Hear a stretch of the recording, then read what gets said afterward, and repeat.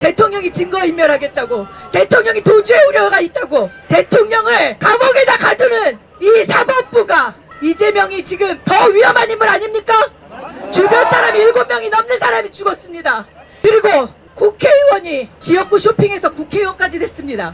그리고 야당의 대표까지 됐습니다. 이것만큼 증거인멸, 명확한 증거인멸이 어디 있습니까? 우리가 오늘도 어김없이 윤석열 대통령의 계엄 선포에 대한 정당성을 우리가 우리 입으로 이 헌법재판소 앞에서 증명하기 위해서 오늘도 이 자리에 나왔습니다. 여러분들, 대통령께서 서울구치소에 구속된 그 상황 참담하셨죠? 대한민국의 자유민주주의가 무너진다고 여러분들 다 그 참담함이 느껴지셨을 겁니다. 우리가 대통령 구속만은 안 된다고, 대통령 체포만은 안 된다고 그렇게 관저 앞을 지켰지만 이 무자비한 무법천지 공수처와 국가수사본부가 공조해서 결국 대통령을 서울구치소로 수감시켰습니다. 여러분, 이것이 불의입니다. 이것이 대한민국에서 벌어지고 있는 반란입니다. 맞습니다. 이것이 내란이고 이것이 반국가 세력의 선동인 것입니다. 맞습니다. 저희가 조금 전에 11시에 국가수사본부 앞에서도 집회를 하고 왔습니다. 우종수 국가수사본부장과 이호영 경찰청장 직무대행에게 우리가 13만의 경찰들을 부끄럽게 하지 말라고 외치고 왔습니다. 여러분, 지금 대한민국에 13만이 넘는 경찰들이 그 자리에서 묵묵히 대한민국을 지키고 있습니다. 그런데 수장이라는 인간들이 불법을 자행하고 있는 이 공수처와 검찰과 경찰 수뇌부가 하는 짓에 대해서 침묵하고 공조하고 있다면 13만 경찰들이 부끄럽지 않겠습니까, 여러분? 맞습니다. 헌법에도 27조에 무죄 추정의 원칙이 있고 형사소송법 275조에도 대통령에게도 유죄 판결이 나기 전까지는 무죄로 추정한다라는 그런 법이 엄연히 있는데, 한 나라의 대통령을 국민들의 손으로 뽑은 헌법기관인 대통령을 이렇게 무자비하게 무도하게 대해도 된단 말입니까, 여러분? 안 됩니다. 대한민국의 민주화를 외쳤던 인간들이 국회를 장악하고 민주주의를 무너뜨리고 있는데 어떻게 2030 세대들이 분노하지 않을 수 있겠습니까, 여러분? 공수처법 26조 31조도 지키지 않은 법조인들입니다. 이들이 법조인의 자격이 있습니까, 여러분? 없습니다. 영장을 발부할 수도 없고 심사할 수도 없는 자격도 안 되는 서부지법에 있는 판사들, 그들은 우리법 연구회, 국제인권법 연구회 출신들로 정계선 같은 헌법재판관과 함께 이 법조계를, 이 사법부를 빨갛게 물들인 인간들 아니겠습니까, 여러분? 이들이 영장을 심사하고 영장을 발부하고 또다시 대통령의 영장을 신한미 판사가 또 심사해서 발부하고, 그리고 결국은 장경 같은 판사가 서부지법 앞에 비폭력으로 시위를 하고 있는, 그 기다리고 있는 그 간절한 시민들의 목소리를 외면하고 대통령을 체포했습니다. 구속영장을 발부했습니다. 이것이 지금 대한민국에서 벌어지고 있는 현실입니다. 그런데 여러분, 더 통탄스러운 것은 언론입니다. 언론이 하는 행태를 보십시오.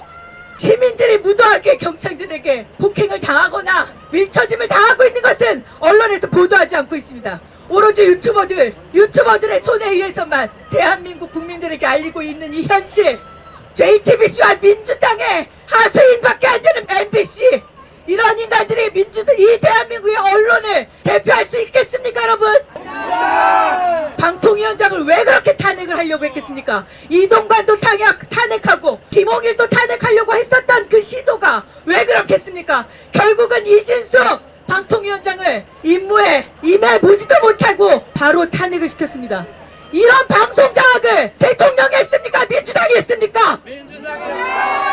민주당이 언론 장악을 지난 문재인 정권 동안 했고 2년 반 동안 방통위원장, 다수당이라는 이유로 방통위원장들을 탄핵하려고 겁박했습니다. 이것이 언론 장악이지, 지금 대통령의 목소리조차, 항변조차 못하고 있는 대통령의 목소리가 나가지도 않는데 이것이 언론 독재입니까? 여러분, 국민 여러분이 깨어나셔야 됩니다. 우리는 비폭력으로 대통령의 목소리를 대신할 것이고 대한민국의 대통령을 지켜낼 것입니다.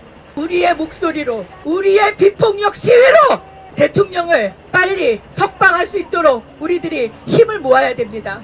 갈갈이 찢어져서는 민주당에게만 좋은 일을 시키는 겁니다. 대통령이 증거인멸하겠다고, 대통령이 도주의 우려가 있다고, 대통령을 감옥에다 가두는 이 사법부가, 이재명 같은 인간은 도주의 위험이 없다는 이유로 증거인멸? 이재명이 지금 더 위험한 인물 아닙니까? 주변 사람이 7명이 넘는 사람이 죽었습니다. 이거보다 더한 증거인멸이 어디 있습니까? 그리고 국회의원이 지역구 쇼핑에서 국회의원까지 됐습니다. 그리고 야당의 대표까지 됐습니다. 이것만큼 증거인멸, 명확한 증거인멸이 어디 있습니까? 이런 잔인하고 무도한 이런 사람이 대통령이 되겠다고 저러고 있는데 그 밑에 줄 서고 있는 우정수 본부장과 이호영 같은 경찰청장, 직무대리, 그리고 서부지법에 있는 판사들, 이 판사들은 당신들이 민주당에 줄 서서 배지를 다릴 수 있는지 모르겠지만 그들 조직을 부끄럽게 만들고 대한민국의 자유민주주의를 무너뜨리는 그런 일에 일조했다는 그런 죄책감을 가지고 살아가야 됩니다.